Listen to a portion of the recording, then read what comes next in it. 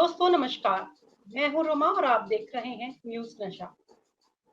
दोस्तों आज हम उत्तर प्रदेश के राजनीतिक घटनाक्रमों पर चर्चा करेंगे। हाल ही में समाजवादी पार्टी और कांग्रेस के बीच संभावित गठबंधन कुंदरकी विधानसभा सीट पर सपा के वर्चस्व, बहराइच में हुई हिंसा और सपा की महाराष्ट्र चुनावों में भागीदारी के विषयों पर बात करेंगे। ये सभी मुद्दे न केवल राज्य की राजनीति को प्रभावित कर रहे हैं बल्कि राष्ट्रीय परिदृश्य पर भी उनकी छाप है। आइए इन मुद्दों पर बातचीत करने के लिए हमारे साथ इस समय उत्तर प्रदेश से मौजूद हैं नूतन ठाकुर जी। नमस्कार मैम, स्वागत है आपका। नमस्कार जी। जी, नमस्कार। क्या समाजवादी पार्टी और कांग्रेस का संभावित गठबंधन यूपी में उपचुनावों के लिए एक सकारात्मक कदम है या ये केवल स्थायी राजनीति है? से देखिए, अगर उत्तर प्रदेश में गठबंधन उपचुनावों में भी होता है सपा कांग्रेस का, तो निश्चित रूप से बेहतर सीट आने की संभावना रहेगी। क्योंकि अभी जो सिचुएशन है उस पे जितने कम वोट कटें उतना सपा के लिए भी बेहतर होगा। क्योंकि कांग्रेस पार्टी की जो सिचुएशन है उत्तर प्रदेश में, कुछ सीटों पे अगर ऐसे कैंडिडेट उतारते तो भले जीत सकते हैं, लेकिन जीतने की संभावना कम है, वोट काटने की संभावना ज्यादा रहेगी। तो ऐसे में बेहतर है कि कंसोलिडेटेड वोट हो पाए, तो गठबंधन में चुनाव लड़ेंगे तो निश्चित रूप से सपा के लिए भी बेहतर होगा। लेकिन बस एक उस पे देखने की चीज है कि अगर गठबंधन पे भी चुनाव लड़ना है तो जो भी डिसीजन पॉलिटिकल पार्टीज को लेना है तो वो जितनी जल्दी ले लेंगे, उन जगहों पे अपने कैंडिडेट घोषित करेंगे तो उसका लाभ मिलेगा। क्योंकि कैंडिडेट भी होंगे, वो उनको क्लियर होगा तो कुछ समय वो अपने क्षेत्र में प्रचार कर सकते हैं। नहीं तो जितना डिलेड होता है तो एक अनिश्चितता की भी स्थिति बनी रहती है, और उपचुनावों में ज्यादा समय भी नहीं है, मुश्किल से 1 महीने से भी कम समय बचा है। तो जो भी रणनीति है वो जितने पहले तय कर ली जाए उतना बेहतर रहेगा। जी, पहले पूरी प्लानिंग कर ली जाए चीजों की तो उसका रिजल्ट भी बेस्ट आने की उम्मीद होती है। जी, मेरा अगला जी सवाल बिल्कुल। आपसे ये है, कुंदरकी विधानसभा सीट पर सपा का जो वर्चस्व तोड़ना भाजपा के लिए इतना चुनौतीपूर्ण क्यों है? क्या इसके पीछे कोई विशेष कारण है?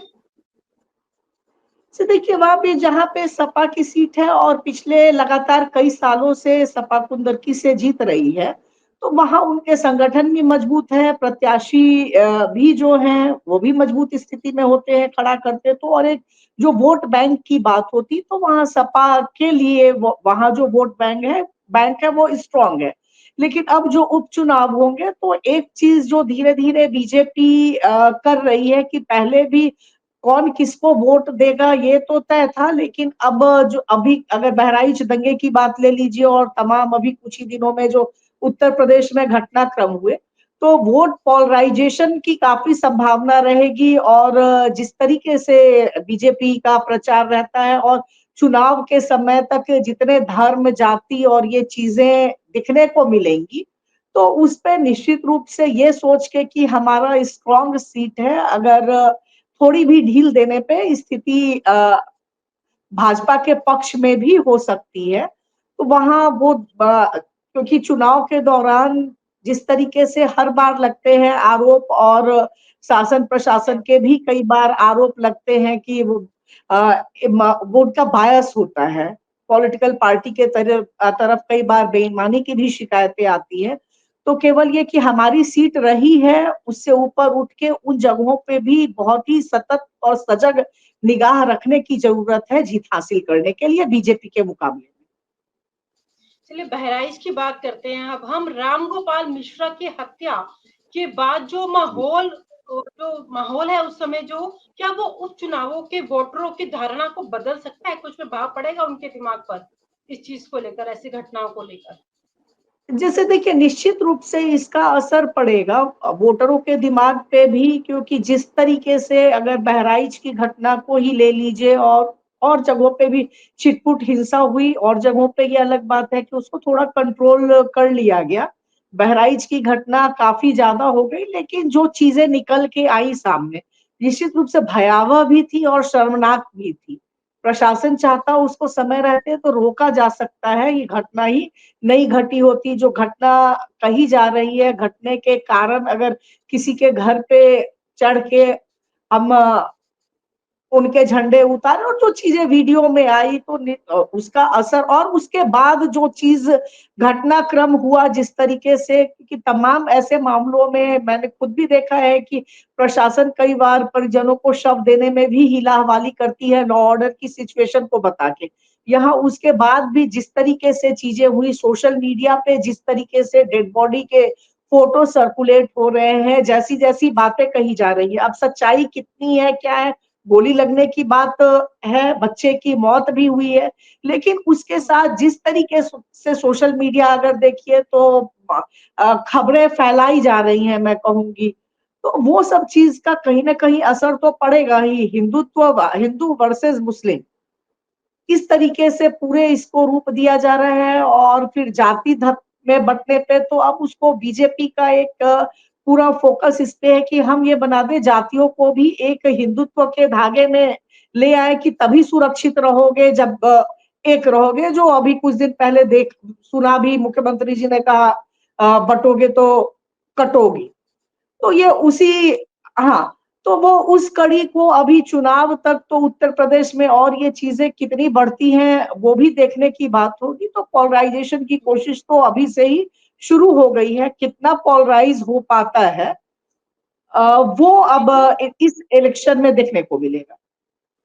जो अफजल अंसारी का जो बयान आया है इसी मुद्दे को लेकर, बहराइच वाले मुद्दे को लेकर, इस पर आपकी क्या राय है? क्या ये सरकार की नीतियों पर सवाल उठाता है या कुछ और था इनके बयान के पीछे?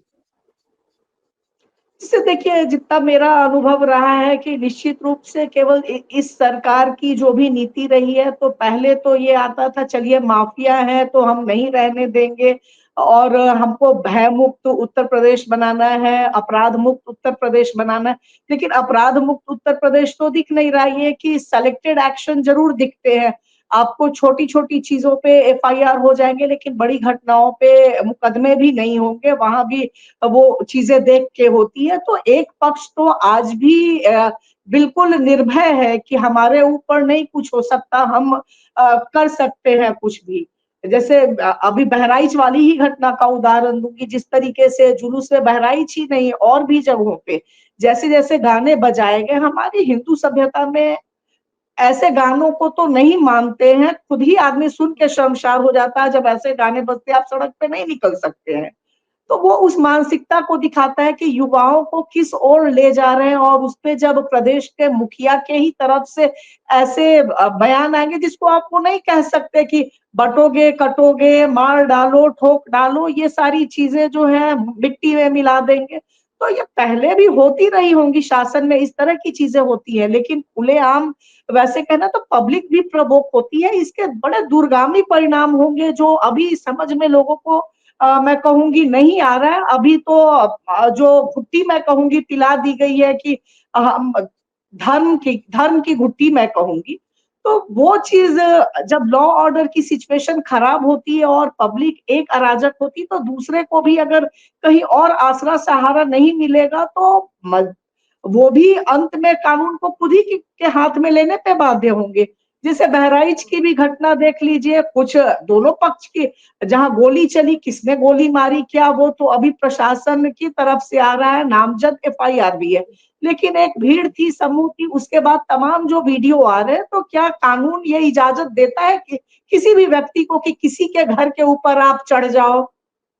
उसके ऊपर जी तो एफआईआर नहीं दर्ज की गई। जी। उसके बाद भी जिस तरह के कार्रवाई की बात कही जा रही, तमाम वहां दुकानें जला दी गई, तमाम चीजें हुई, किसने जलाई? तो जब अब प्रशासन अगर कहने लगे, जिस दिन प्रशासन के मुंह से, चूंकि मेरे पति पहले पुलिस में भी रहे हैं और मैंने देखा है इस चीज को कि कभी अगर सांप्रदायिक दंगे भी होते थे तो कभी प्रशासन धर्म की बात नहीं करता था, जाति की बात नहीं करता था। इस बार जो एक ऐसी स्थिति देखने को मिली कि ये मुस्लिम इलाके से क्षेत्र से रूट थी, तो ये हिंदू क्षेत्र से थी, हिंदू पक्ष ने ऐसा किया, मुस्लिम पक्ष ने ऐसा किया। प्रशासन की तरफ से अगर पहले के आप किसी भी पुलिस ऑफिसर से पूछिएगा तो इस तरह की बातें एडमिनिस्ट्रेशन में नहीं आती थी।